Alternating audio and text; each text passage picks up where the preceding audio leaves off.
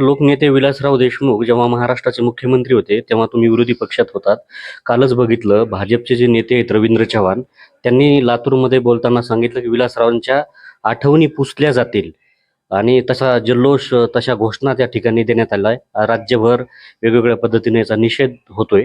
कसं बघताय तुम्ही याच्याकडे?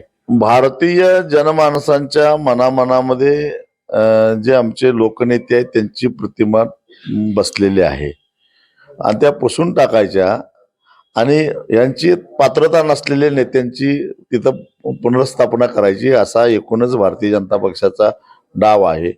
म्हणूनच ते महात्मा गांधी, पंडित जवाहरलाल नेहरू, इंदिरा गांधी, विलासराव देशमुख, यशवंतराव चव्हाण यांची निंदा नालस्ती करताना दिसतात.